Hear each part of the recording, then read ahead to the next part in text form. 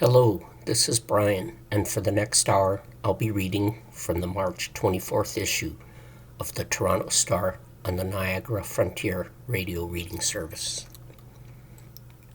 Families mourn Air Canada pilots as passengers praise last-minute maneuvers.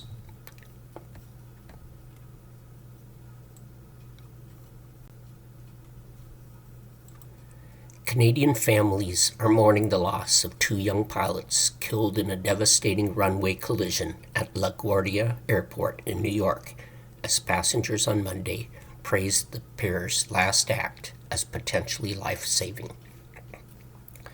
Just before midnight, an Air Canada Jazz jet carrying 72 passengers and 4 crew members slammed into a fire truck on runway 4 at high speed, shearing off the cockpit and killing the pilot and co-pilot. Passengers en route from Montreal on AC 8646 described a sudden, hard-braking motion after landing around 11:45 p.m. just before the crash. These were two young men at the start of their careers, FAA Administrator Brian Bedford told reporters inside LaGuardia after flights resumed on Monday afternoon. It's an absolute tragedy that we're sitting here with their loss. One of them was Quebec native Antoine Forrest in his 30s, who learned to fly bush planes in Saguenay before being hired by Air Canada in December 2022.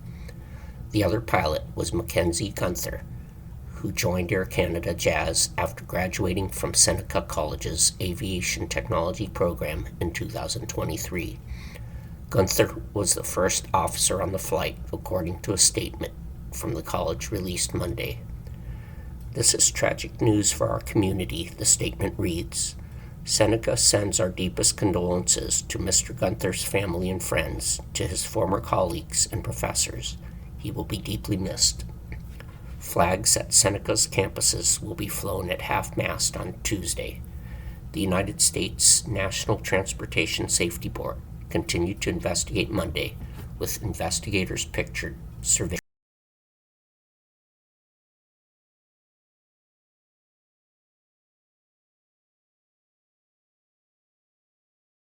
transported 41 people to the hospital, including the sergeant and officer from the Aircraft Rescue and Firefighting ARFF vehicle, officials said.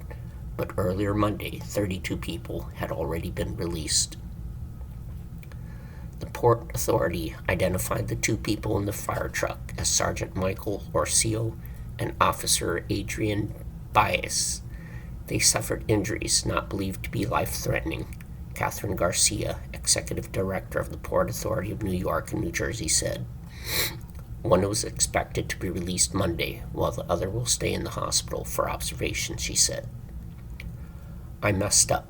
Just before the crash, a vehicle identified as Truck 1 radioed LaGuardia's control tower asking for permission to cross runway 4.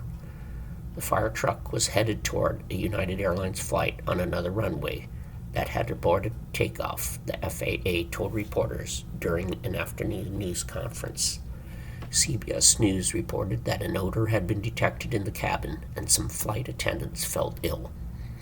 A man's voice from the tower, captured in air traffic audio, responded with a green light for the truck to cross the runway before suddenly transmitting a panicked message. "Stop, stop, stop, stop. Truck 1, stop, stop, stop," the controller said. The tower then tried to radio the Air Canada flight, sirens audible in the background, but the crew didn't respond. The man's voice can later be heard speaking with another flight attendant. "I messed up," the man in the tower said. "No, man," the pilot responded. "You did the best you could." Passengers praise pilot. Clement Leliver said he felt the pilots brake extremely hard as the plane touched down. He credits them for preventing further deaths. "I don't know the circumstances, but I think he kind of saved our lives because he must have had incredible reflexes," the French national told the Canadian press. A flight attendant was found alive strapped into her jump seat, which had been ejected from the wreckage of the plane.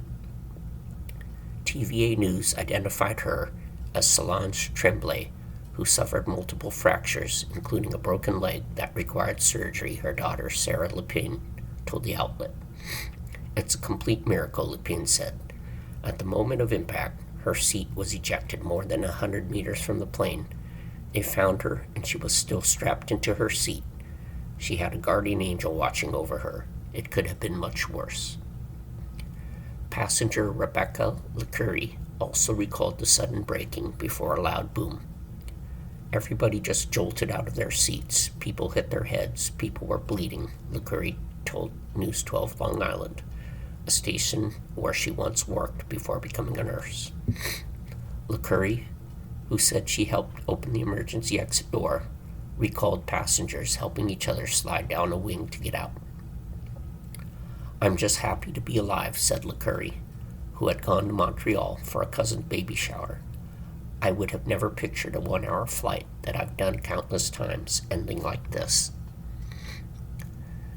Sarah Dorner received a call from her husband, Christopher Powell, just before midnight on Sunday. Over the phone, Powell informed Dorner of the crash, telling his wife he'd been sitting just a row behind the emergency exit when the impact came out of nowhere. Dorner told his wife that passengers were forced to climb onto the wing and drop down, about 4 feet to the ground. He said everyone was able to evacuate before the plane tilted, sending what remained of the nose skyward.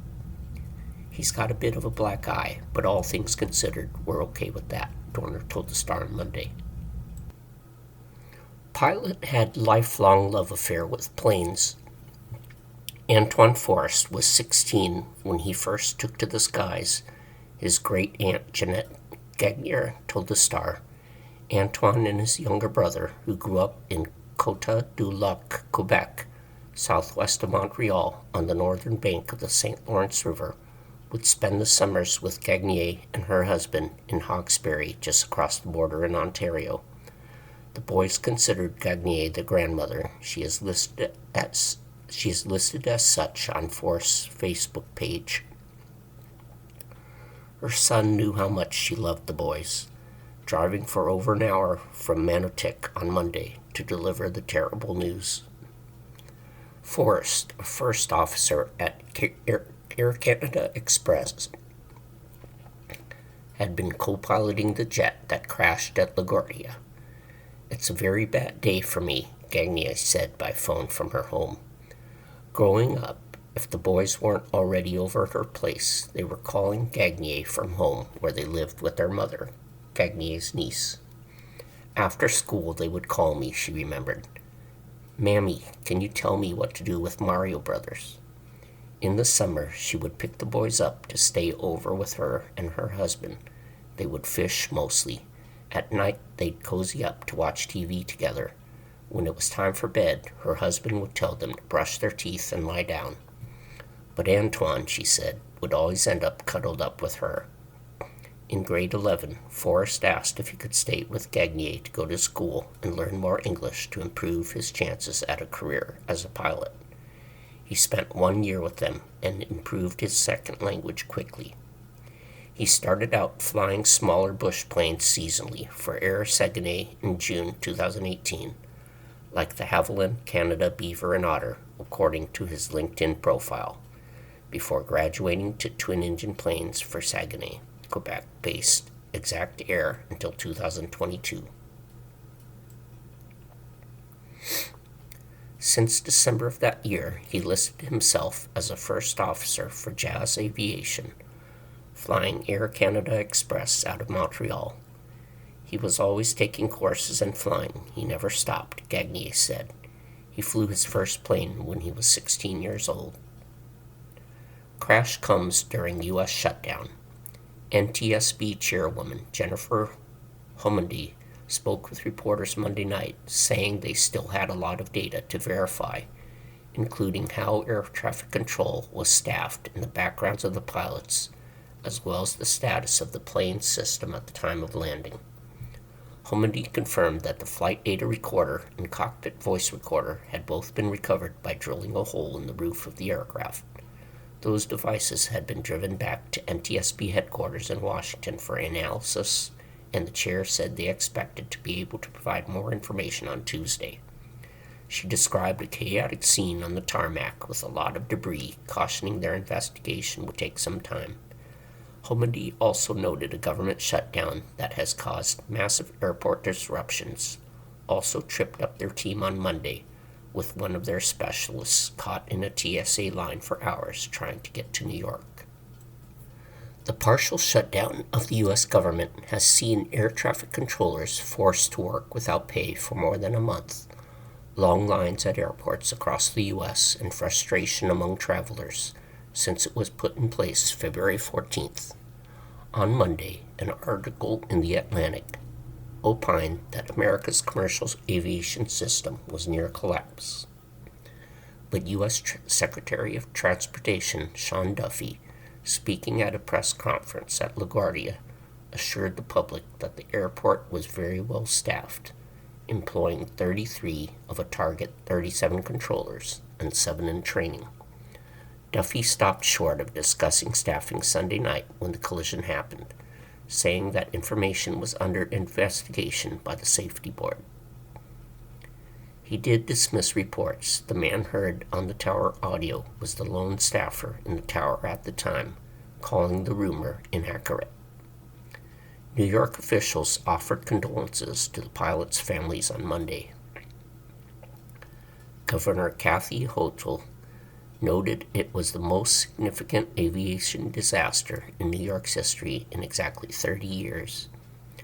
On March 22, 1992, a U.S. air flight took off from LaGuardia and crashed in Flushing Bay, the New York Times reported. That crash saw 27 people killed. The pilot was among them. It's a deeply human story, where 2 young pilots left their homes expecting to return to their families, and they will not, Hochul said of Sunday's crash. And this is what pains everyone here in the state of New York. Rubio plans travel to France to sell Iran war to skeptical G7 allies. Secretary of State Marco Rubio will travel to France this week to try to sell Americans' skeptical group of 7 allies on the strategy of the Iran war that has sent global fuel prices soaring, the State Department said Tuesday. Rubio will attend a G7 foreign ministers meeting near Versailles outside of Paris on Friday to advance key U.S. interests and discuss shared security concerns and opportunities for cooperation, the department said. Areas of focus will include the Russia-Ukraine war, the situation in the Middle East, and threats across the world to peace and stability. The department said in a statement released amid conflicting accounts over whether the U.S. and Iran are talking about a resolution to the conflict. President Donald Trump said Monday that the U.S. and Iran have had discussions, although Iran has denied it, and numerous other countries are involved in nascent efforts to find an off-ramp to the crisis, which has caused the price of oil to skyrocket with the closure of the Strait of Hormuz to most shipping, including tankers. Nearly all of the other G7 nations, Britain, Canada, France, Germany, Italy, and Japan, have reacted coolly at best to the U.S.-Israeli military operation against Iran and have declined to participate, drawing Trump's ire even as he maintains the U.S. doesn't need their help. Trump has lashed out at a number of G7 members and NATO allies for not responding to his calls for help in reopening the Strait of Hormuz, although in recent days several of them had indicated a willingness to back appropriate action to restore the key waterway to normal traffic. You are listening to a reading of articles and features from the Toronto Star on the Niagara Frontier radio reading service.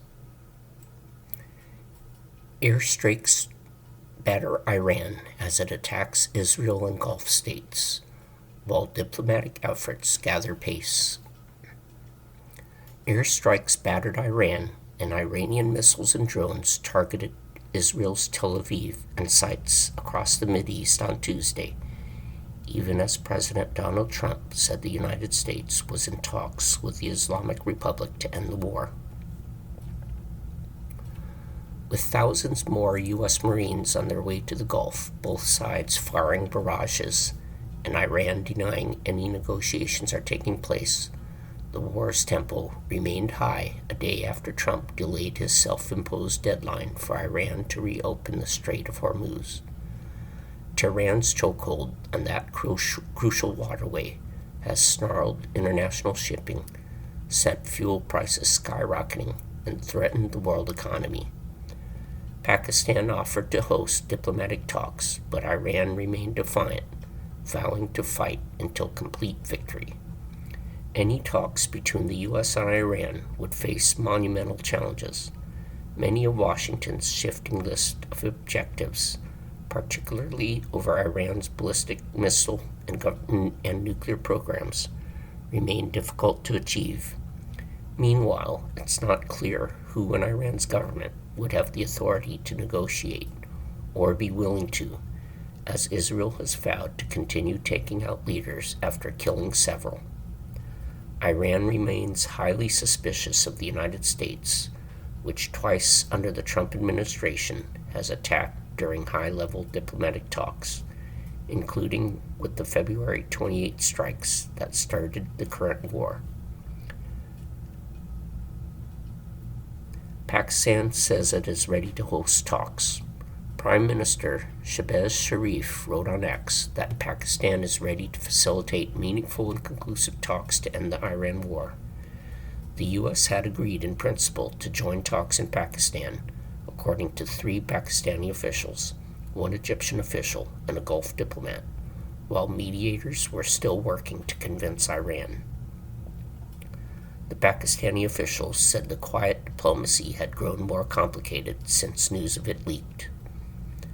The officials spoke on condition of anonymity because they were not authorized to provide the details to the media. The State Department declined to comment on the reported efforts and referred instead to Trump's comments about talks he says are underway directly between Iran and the U.S. When asked about potential talks in Pakistan, White House Press Secretary Carolyn Leavitt said it was a fluid situation, adding that speculation about meetings should not be deemed as final until they are formally announced by the White House. Iranian Foreign Minister Abbas Araghchi's office said he has been discussing the war this week with several counterparts, but Mohammad Bagher Ghalibaf, the Speaker of Iran's parliament, denied Trump's claim of direct talks, and an Iranian military spokesman issued a newly defiant statement.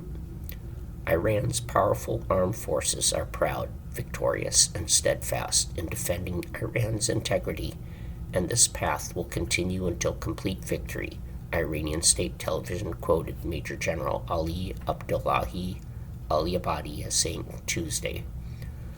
Ali-Abadi did not say what victory would look like, but Iran's military could be trying to warn political leaders against offering concessions in any possible negotiations.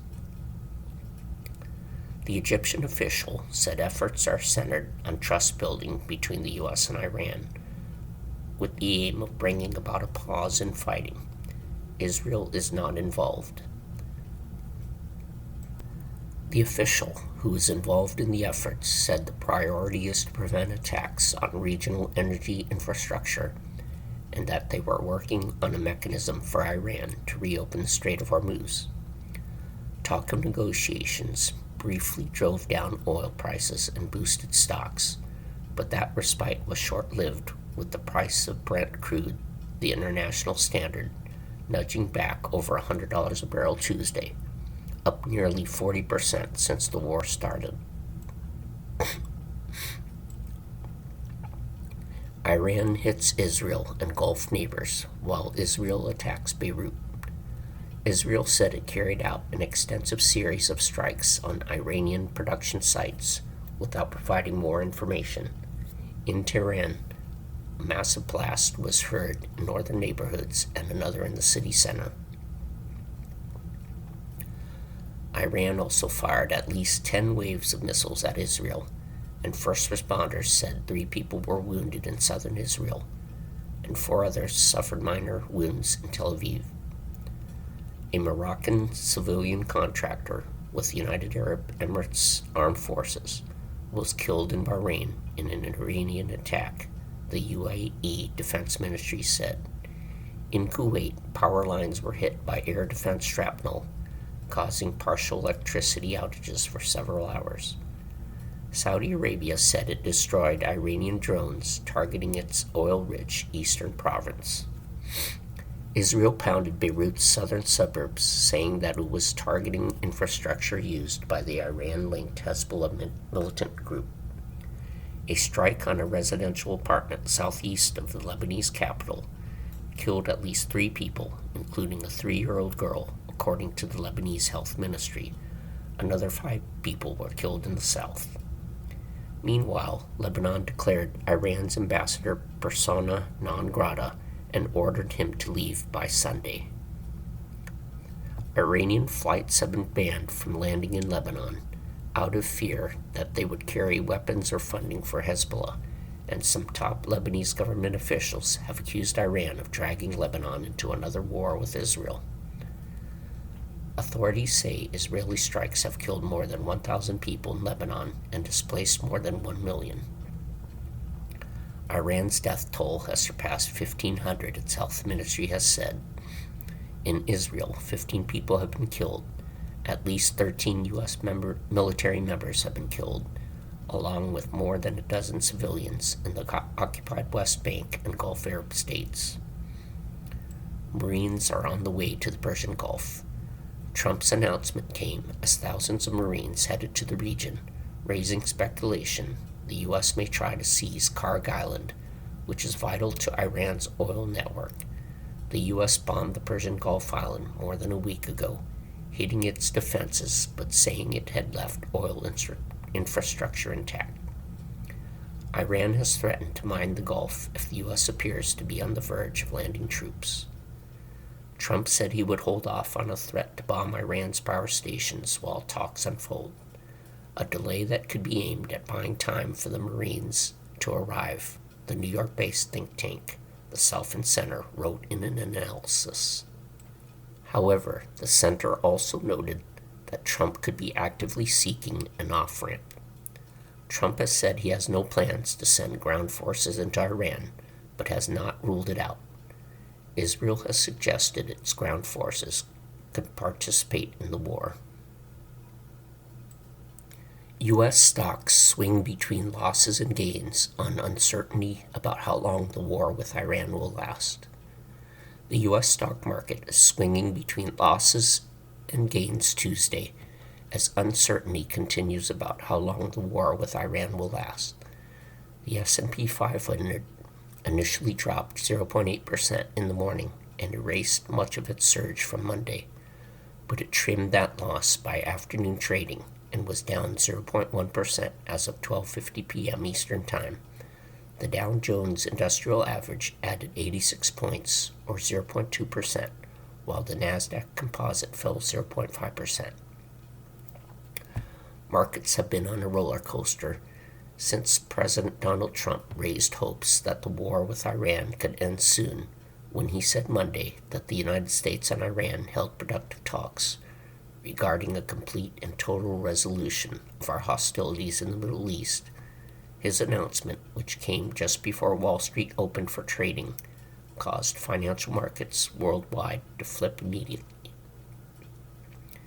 It calmed worries that the war may cause a long-term disruption to the oil and natural gas industry in the Persian Gulf, one big enough to send a blast of inflation to the region's customers worldwide.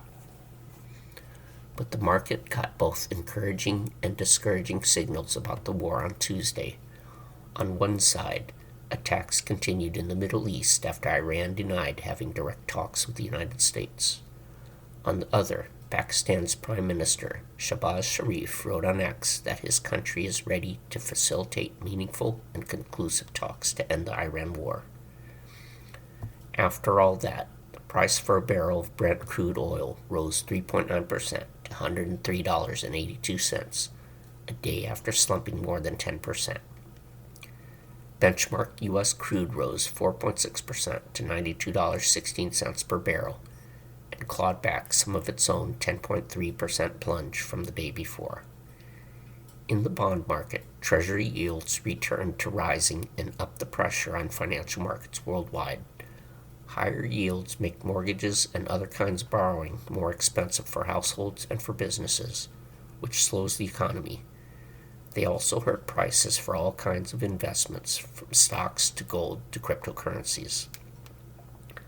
High Treasury yields and disruption in the bond market were factors that Trump named a year ago when he backed off his initial threats for global tariffs made on Liberation Day. The moves caused critics to allege that Trump always chickens out, or taco, if financial markets show enough pain.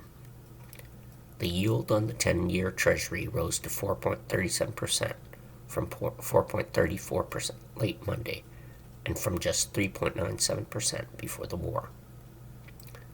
The yield on the 2-year Treasury, which more closely tracks expectations for what the Federal Reserve will do with overnight interest rates, rose to 3.89% from 3.83% late Monday. The Fed came into this year with expectations of resuming its cuts to interest rates, which would give the economy a boost. But oil prices have jumped so much, and the threat of high inflation is so large, that traders have nearly erased their bets for a cut to rates this year. Instead, some are even betting on the possibility that the Fed may have to hike rates by December, according to data from CME Group. Higher interest rates would slow the economy, but they would also help keep a lid on inflation. On Wall Street, Estee Lauder dropped 9.7% to one of the market's sharpest losses after it confirmed it's in merger talks with Spanish cosmetics company Puig.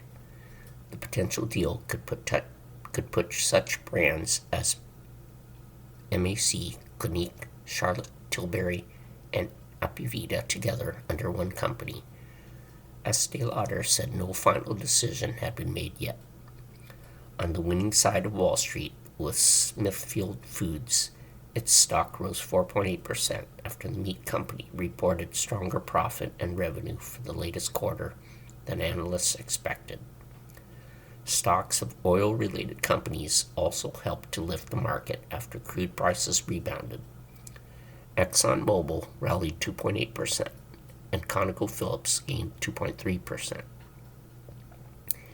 In stock markets abroad, indexes were mixed in Europe. Asian stocks rose in their first chance to trade following Trump's announcement about talks with Iran. Hong Kong's Hang Seng jumped 2.8%, and South Korea's Kospi climbed 2.7% for two of the world's larger moves. Judge grants $1 murder bond for woman accused of using pills to induce abortion. A Georgia judge granted a bond of just $1 for a murder charge faced by a woman accused by police of taking pills to induce an illegal abortion. I think that charge is extremely problematic, Superior Court Judge Stephen Blackerby said Monday during a bond hearing for Alexia Moore, according to the New York Times. That is going to be a hard charge to convict upon. Blackerby set a total $2,001 bond for Moore, who spent nearly 3 weeks jailed in coastal Camden County. In addition to $1 for the murder charge, the judge ordered 1,000 bond amounts for each of 2 drug charges Moore faces. Local police took the 31-year-old Moore into custody March 4th, using an arrest warrant with language that echoes a Georgia law banning abortions after embryonic cardiac activity can be detected.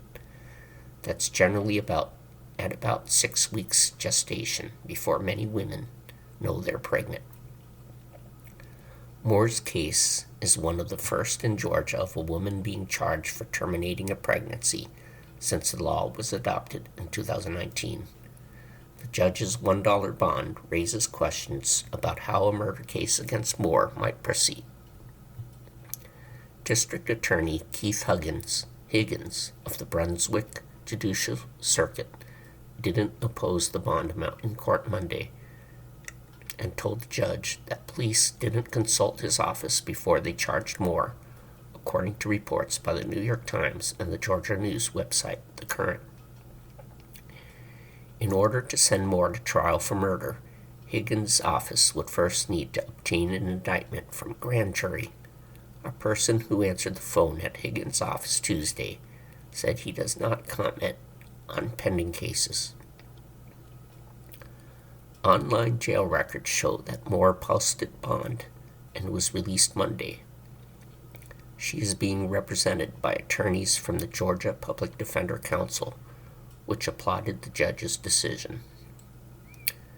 Today's decision is a reminder that justice is not served by accusation alone, the council said in a statement.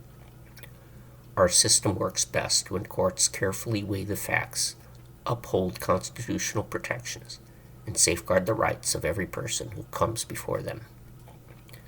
Court records say Moore arrived at a hospital December 30th complaining of abdominal pain.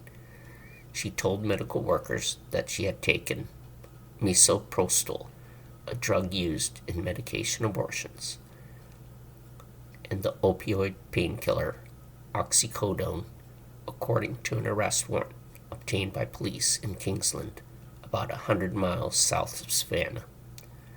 The fetus survived for about an hour after being delivered at the hospital, the warrant says. The arrest warrant charging Moore says police obtained medical records estimating that Moore had been pregnant for 22 to 24 weeks. The warrant also cited the medical staff's knowledge that the baby had a beating heart and was struggling to breathe. You are listening to a reading of articles and features from the Toronto Star and the Niagara Frontier Radio Reading Service. Airport wait times remain high as Congress considers a partial DHS funding deal. Senators are discussing a proposal to end the Homeland Security budget stalemate by funding much of the department, including Transportation Security Administration airport workers who are going without pay. The deal would exclude U.S. Immigration and Customs Enforcement's removal operations, which have been core to the dispute. As U.S. airports remain jammed with long lines due to short staffing at TSA, President Donald Trump ordered ICE officers to provide airport security, alarming some lawmakers. DHS is now being overseen by Markwayne Mullin, whose nomination the Senate approved on Monday. Mullin has tried to present himself as a steady hand, saying his goal as secretary would be to get the department off the front page of the news. Delta temporarily suspends special service for Congress members. Next to safety, Delta's number one priority is taking care of our people and customers, which has become increasingly difficult in the current environment, Delta Airlines said in a statement sent to the Associated Press on Tuesday. The airline cited the impact on resources from the long-standing government shutdown in its decision.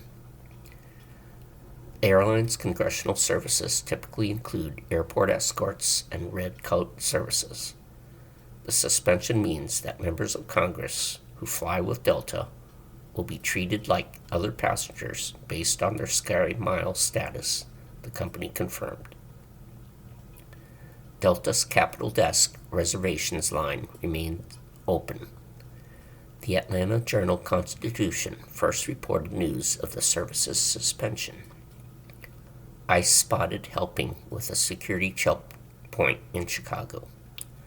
Federal officers wearing green tactical vests were seen working alongside TSA agents Tuesday behind a security checkpoint at Chicago's O'Hare International Airport. The two federal officers stood with TSA agents at an X-ray machine used to scan baggage at one of the airport's 5 terminals. One officer's vest identified him as ICE personnel. The second had a vest patch that read Federal Agent. Security lines appeared to be moving normally at O'Hare with no obvious signs of delays. An Associated Press photographer at the airport also saw 5 agents in black vests designating them as Homeland Security officers walking through a different terminal and getting into a vehicle parked outside. More than 450 TSA agents quit during the shutdown. Since the shutdown began Valentine's Day, at least 458 TSA officers have quit altogether, according to DHS. Nationwide on Monday, nearly 11% of TSA workers, more than 3,200, missed work. DHS figures show the call-out rate at some major airports was 3 or nearly 4 times higher. William P. Hobby International Airport in Houston, 40%. Atlanta's Hartsfield-Jackson International Airport, 37%. George Bush Intercontinental Airport in Houston, 36%. John F. Kennedy International Airport, 34%. Louis Armstrong International Airport in New Orleans, 35%. Baltimore-Washington International Airport, 30%. Some TSA pre-check, clear, and priority lanes remain closed. Houston's George Bush Intercontinental Airport confirmed that clear and TSA pre-check were not available at its checkpoints on Tuesday. George Bush Intercontinental saw some of the most significant disruptions, with wait times for general screenings averaging about 4 hours as of midday. Other airports have narrowed the availability of priority screenings. Miami International Airport, for example, noted on its website that several of its priority and pre-check lanes were also closed at certain checkpoints on Tuesday, but those options were still available at other entries. How to monitor airport security lines at U.S. airports. Airport conditions have become increasingly unpredictable as the shutdown drags on, with staffing shortages driving uncertain wait times. Complicating matters, the airport wait times listed in the MyTSA mobile app and third-party trackers may be outdated right now because TSA isn't actively updating its websites during the shutdown. So what can travelers do in the meantime? Travel industry analysts recommend checking an airport's website and social media feeds. Many airports have been posting timely updates and guidance on the social platform X, often including terminal-specific information. Even so, conditions can change quickly.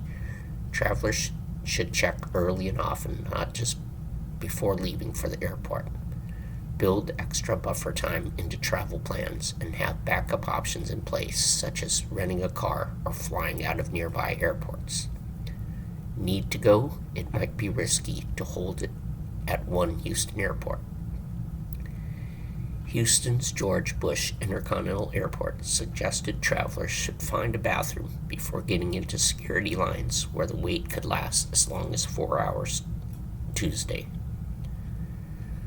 The airport said lines could stretch down to the subway tunnel, which was not designed for queuing and does not have restrooms or food options.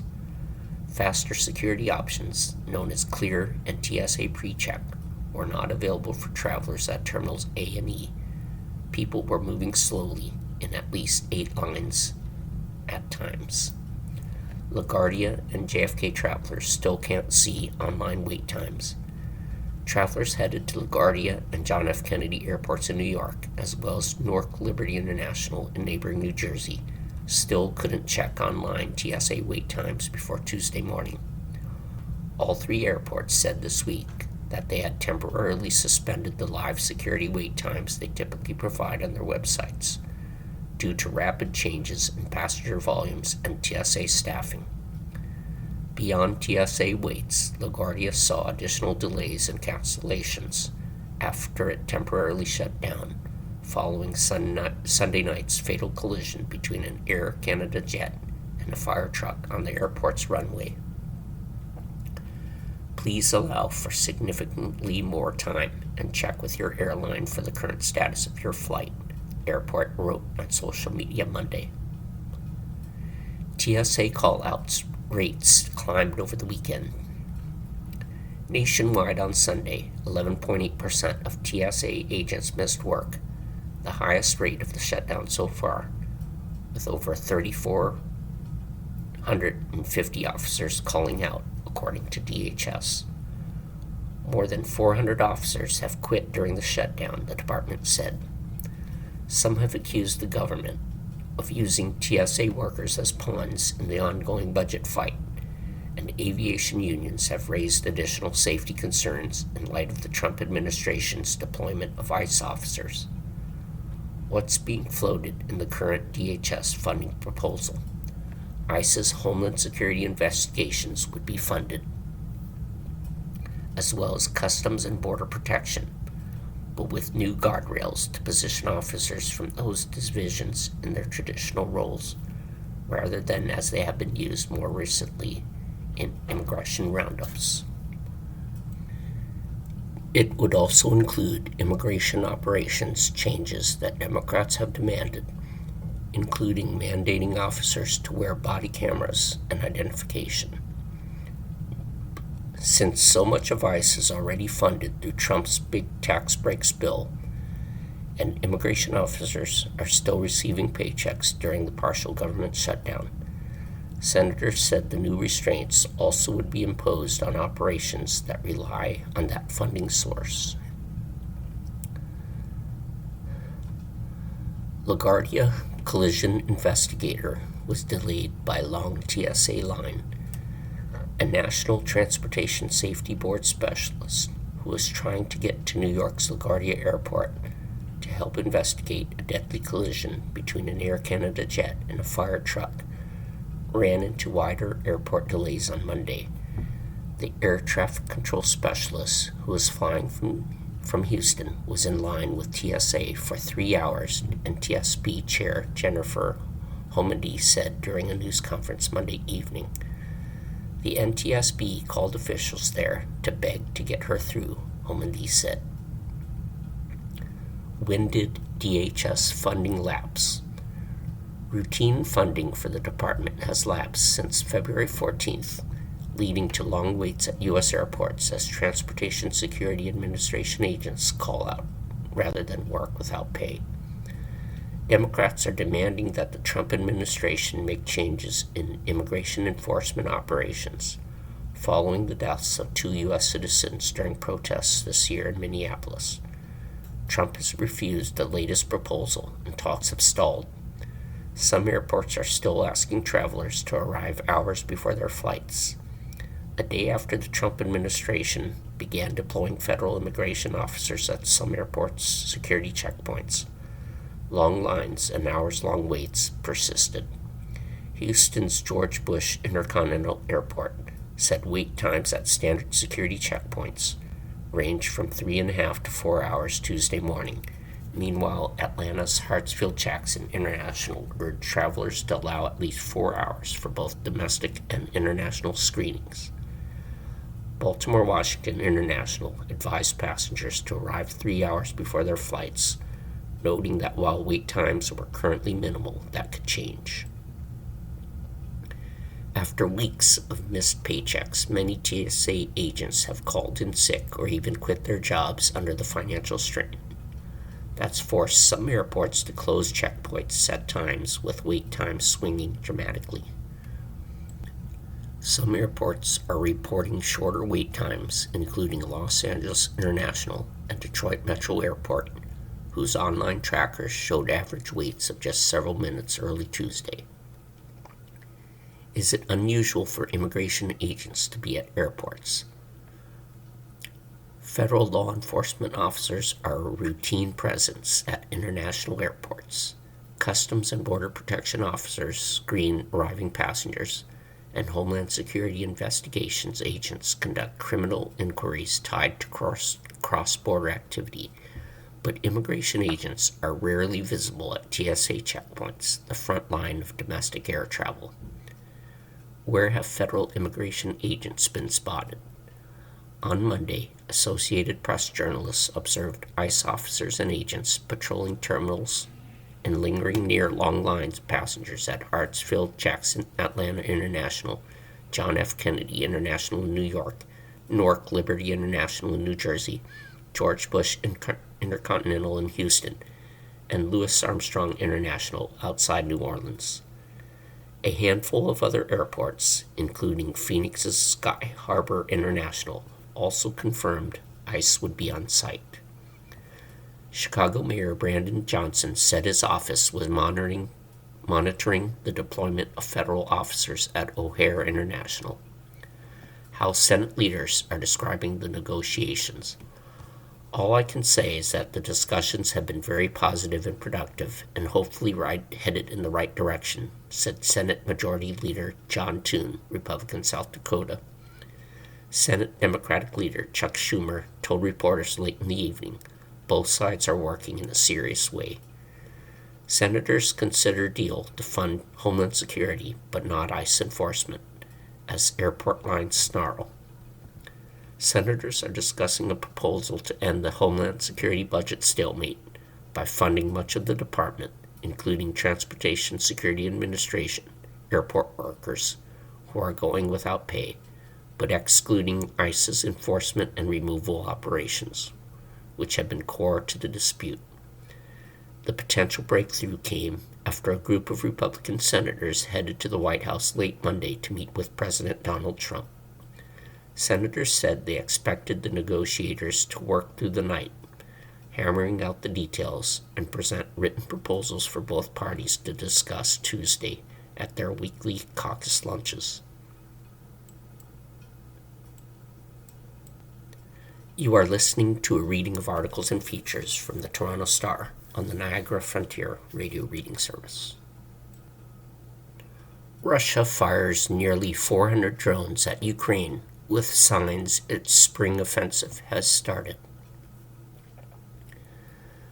A major Russian drone and missile attack on civilian areas of Ukraine killed 6 people and injured at least 46, officials said Tuesday, while Moscow's army stepped up efforts to break through Ukrainian front-line defenses, what could be the start of an anticipated spring ground offensive. Russia fired almost 400 long-range drones at Ukraine overnight, Ukraine's Air Force said, in its biggest attack in weeks. The onslaught continued into Tuesday as dozens of drones targeted the capital Kiev during daylight. Russia launched swarms of Iranian-designed Shahed drones, hitting at least 7 cities, Ukrainian Foreign Minister Andrei Sybiha said on X. Russia also launched 23 cruise missiles and 7 ballistic missiles at Ukraine during the night, hitting at least 10 locations across the country, according to the Air Force.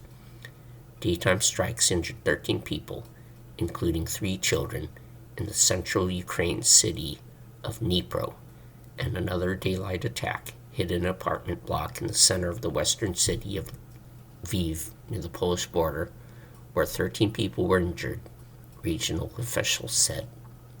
The Lviv attack set fire to the city's 17th century St. Andrew's Church, which is part of a UNESCO World Heritage Site, Prime Minister Yulia Seredenko said. In the central city of Ivano-Frankivsk, the attack damaged maternity hospitals and about 10 apartment buildings, according to Svetlana Onishchuk, the head of the regional military administration. 2 people were killed and 4 injured, including a 6-year-old child, she said.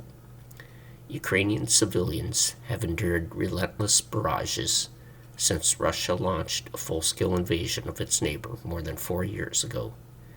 U.S. brokered talks between Moscow and Kiev over the past year have brought no respite, with Russia rejecting Ukraine's offer of a ceasefire.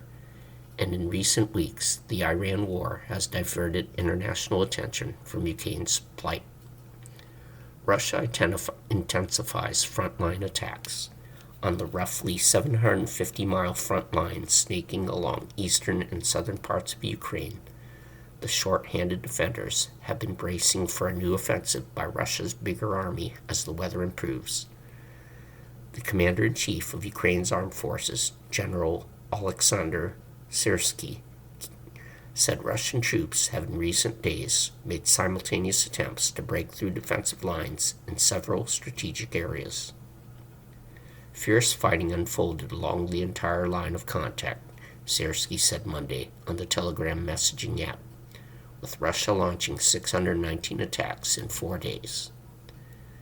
The occupiers are attempting to bring up new units and are preparing to continue attacks, Syrsky said, adding that Ukraine had deployed reinforcements to counter the assaults. It was not possible to independently verify the battlefield claims. The Institute for the Study of War, a Washington-based think tank, said Syrsky's report backed up its assessment that Russia's spring-summer offensive is now underway. Russia escalated its strikes from March 17th and has moved heavy equipment and more troops to the front line, the ISW said late Monday. Each year, as the weather improves, Russia has moved its grinding war of attrition up a gear. However, it has been unable to capture cities and has made only incremental gains across rural areas. Russia occupies about 20% of Ukraine. That includes the Crimean Peninsula, which Russia seized in 2014. Ukrainian soldiers says frontline situation is tense but not critical. A Ukrainian soldier fighting near the city of Lyman in Ukraine's eastern Donetsk region, whose complete capture is one of Russian President Vladimir Putin's main invasion goals, said Russian forces have intensified assaults in recent days, but failed to achieve a breakthrough, despite increasing bombardments and repeated ground attacks. Russian troops had earlier sought to isolate Lyman by targeting logistics routes before escalating their offensive, according to the soldier, who gave only his call sign King, in keeping with the rules of the Ukrainian military. Ukrainian units repelled initial assaults, destroying advancing Russian columns and inflicting significant losses in armored vehicles and personnel, he said. In response, Russian forces have increased airstrikes on the town, including the use of powerful glide bombs. The situation is tense but not critical, King said. Drones allow Ukraine to fend off Russian ground attacks. Ukraine has developed advanced drone technology to make up for its shortage of infantry. Amid the Middle East conflict, Kiev is offering Ukraine's battle-tested drone defenses to U.S. and Gulf partners, hoping to trade that know-how for scarce Patriot air defense missiles it needs to fend off Russia's barrages. Ukraine has also used its domestically produced long-range drones to hit areas of Russia that support Moscow's war effort. Russian air defenses intercepted 55 Ukrainian drones overnight over Russian regions, the annexed Crimea, and the Black Sea, the Russian Defense Ministry reported Tuesday. Afghanistan releases American national Dennis Coyle, held for more than a year. Afghanistan's Taliban authorities on Tuesday released American academic Dennis Coyle after holding him for over a year, with the foreign ministry saying the release came on the occasion of Eid al-Fitr, the Muslim holiday that marks the end of the Islamic holy month of Ramadan. A statement from the ministry said the academic researcher had been released in Kabul, the country's capital, following an appeal from his family and after Afghanistan's Supreme Court considered his previous imprisonment sufficient. Coyle was detained in January 2025. Afghan authorities accused him of violating laws but never specified which ones. U.S. Secretary of State Marco Rubio welcomed the release. President Trump is committed to ending unjust detentions overseas, Dennis joins over 100 Americans who have been freed in the past 15 months under his second term in office, Rubio said in a statement. While this is a positive step by the Taliban, more work needs to be done, he added. Earlier this month, the U.S. State Department announced the designation of Afghanistan as a sponsor of wrongful detention, accusing it of engaging in hostage diplomacy. Afghanistan joined Iran as countries singled out by the United States for detaining Americans in hopes of extracting policy concessions. Afghanistan rejected U.S. allegations that it detains foreigners to obtain leverage over other countries, saying Afghan authorities arrest people for violating laws not to make a deal. The State Department said earlier this month that the Taliban was believed to hold at least 4 U.S. nationals, including Khoil and Mahmoud Habibi, an Afghan-American businessman who worked as a contractor for a Kabul-based telecommunications company. The FBI and Habibi's family have said they believe he was taken by Taliban forces in 2022, but Afghan authorities have denied holding him. Habibi's brother, Ahmad Habibi, welcomed Khoil's release, but said in a statement that we hope that our family will soon have the same feeling of relief when Mahmoud is returned home to us. Rubio also mentioned another American, Paul Overby, who is listed on the FBI's missing persons website as having disappeared in eastern Afghanistan's Khost province in mid-2014 while conducting research for a book he was writing. We are still seeking the immediate return of Mahmoud Habibi, Paul Overby, and all other unjustly detained Americans, Rubio said. The Taliban must end their practice of hostage diplomacy. Afghan Foreign Minister Amir Khan Muttaqi said his country has not arrested citizens of any country to achieve political goals, according to a statement released by the ministry. Khoil, he said, had been released after going through the judicial process as a result of violating the laws. Both Rubio and Muttaqi thanked the United Arab Emirates for helping mediate the release, and mentioned Qatar had also played a role. The Foreign Ministry said Muttaqi had met in Kabul with former U.S. Special Representative for Afghanistan, Zalmay Khalilzad, ahead of the release.